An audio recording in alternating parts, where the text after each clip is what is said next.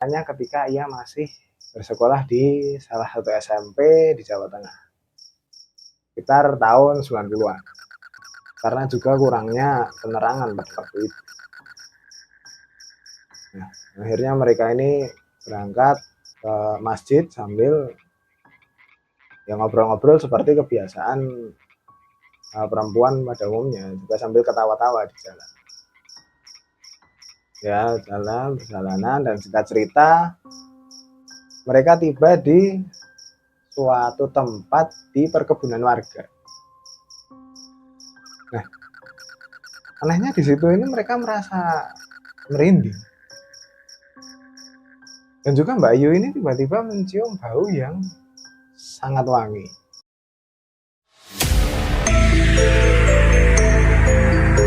Halo sobat semua, kembali lagi di channel Posor. Channel yang membawakan cerita-cerita misteri dan cerita-cerita. Untuk kalian yang mungkin kebetulan menemukan channel kami di beranda kalian bisa subscribe apabila kalian tertarik dengan cerita-cerita horor agar mendapatkan update terbaru dari kami. Sebagai informasi, kami tayang setiap hari Selasa dan hari Kamis pukul 7 malam. Nah, masuk ke cerita di episode kali ini berasal dari salah satu subscriber kami. Sebut saja namanya ini Rina. Jadi Mbak Rina ini ingin berbagi ceritanya ketika ia masih bersekolah di salah satu SMP di Jawa Tengah sekitar tahun 90-an. Mbak Rina ini tinggal di sebuah desa yang lumayan terpencil dan jauh dari pusat kota. Hanya saja tempatnya ini bukan yang sangat terpencil, cuma pinggiran. Kebetulan juga waktu itu juga sudah terdapat listrik di desanya Mbak Rina ini. Namun lampu penerangan di jalan masih sangat sedikit dan bahkan berasal dari rumah warga. Dan itu pun juga masih belum seterang sekarang. Dan itu pun juga masih belum seterang sekarang. Alias masih remang-remang karena menggunakan lampu bolam yang warnanya kuning. Ketika itu Mbak Rina ini sedang belajar kelompok dengan teman-temannya di rumah Mbak Rina. Mereka ini belajar kelompok setelah sholat Isya.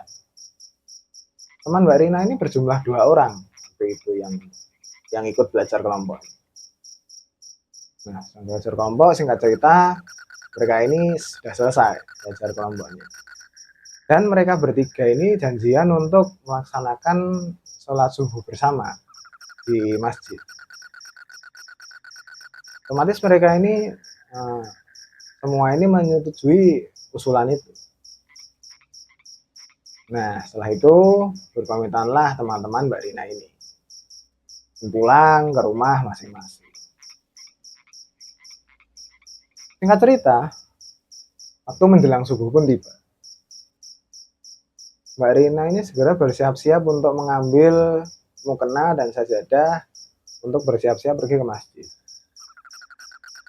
Berhubung rumah Mbak Rina ini berada di paling jauh daripada rumah teman-temannya, otomatis Mbak Rina ini berangkat duluan. Jadi di sini Mbak Rina ini berangkat duluan, berangkat sendiri untuk menghampiri teman-temannya. Nah, berangkatlah Mbak Rina ini menuju ke rumah temannya. Biar mudah kita sebut saja namanya teman Mbak Rina ini Ayu. Sebenarnya jarak dari rumah Mbak Rina ke rumah Ayu ini sekitar 10 atau 11 rumah. Namun pada waktu itu, seperti khasnya di desa-desa, belum terlalu padat. Jadi jarak antar rumah ini sebenarnya tidak terlalu dekat. Nah, itu di situ Mbak Rina berangkat, hingga singkat cerita Mbak Rina ini sampai di rumah Mbak Ayu. Mbak Rina pun mengetuk rumah pintu Mbak Ayu. Nah, akhirnya keluarlah si Mbak Ayu ini dari rumahnya. Di sana pun mereka ngobrol-ngobrol sedikit dan akhirnya Mbak Rina pun langsung mengajak Mbak Ayu ini untuk bersama-sama menuju ke rumahnya Mbak Konita, temannya Mbak Rina yang satu lagi. Nah, singkat cerita, mereka ini sudah sampai di rumah Mbak Konita. Mereka bertiga pun memutuskan untuk langsung menuju ke masjid. Dan sekedar info bahwa jarak rumah Mbak Konita dari masjid ini jauh. Dan dengan berjalan kaki bisa kira-kira ya setengah jam.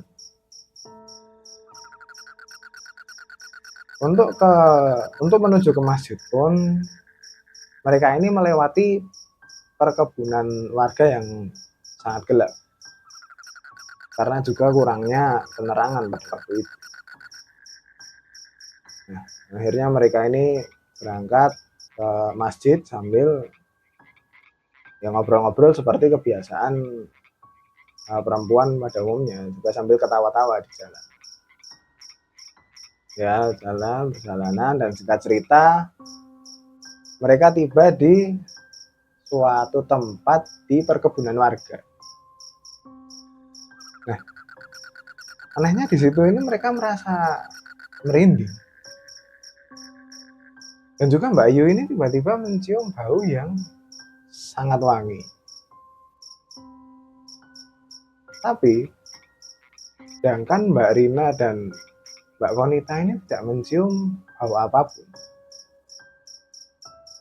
Dan makin lama mereka pun makin merinding.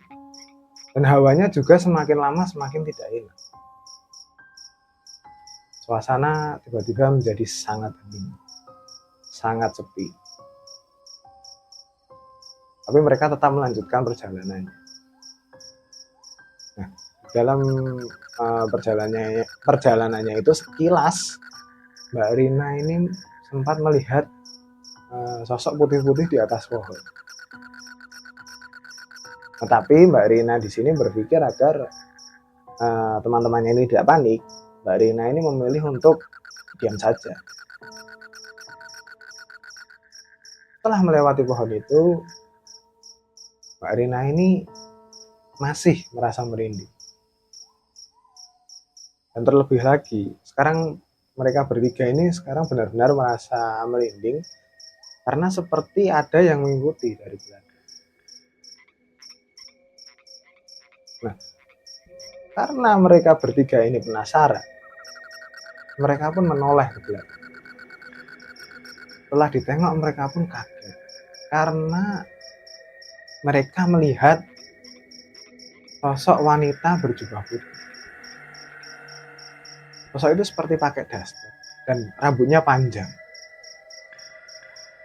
Serta bau wanita itu sangat wangi sekali. Yang membuat mereka bertiga ini semakin merinding. Itu mereka bertiga ini benar-benar terdiam seperti patung karena saking takut. Bahkan Mbak Rina ini juga bercerita bahwa mereka bertiga waktu itu sangat sulit untuk berusaha memalingkan pandangan dari si sosok wanita ini tadi. Nah, gitu terus sampai akhirnya setelah beberapa menit tiba-tiba Mbak Rina ini bisa bergerak, bisa digerakkan tubuhnya, alias sudah sadar. Langsung saja Mbak Rina ini tanpa pikir panjang langsung menarik kedua temannya dan mengajak mereka berdua ini untuk lari. Di tengah Mbak Rina ini berlari dengan dua teman-temannya ini berlari, alangkah terkejutnya bahwa yang mereka rasa ini sudah lari sangat jauh dan sudah meninggalkan tempat awal mereka tadi, tapi tetap berakhir di tempat yang sama. Karena mereka terkejut kembali lagi ke tempat yang sama, mereka ini lari terus sampai mereka ini ngos-ngosan. Dan itu mereka ini berhenti sebentar untuk mengamati sekitar. Dan lagi-lagi mereka ini kembali ke tempat yang sama. Dan ketika mereka melihat sekitar itu, mereka ini terkejut karena mereka melihat lagi sosok wanita yang mereka lihat di awal-awal tadi,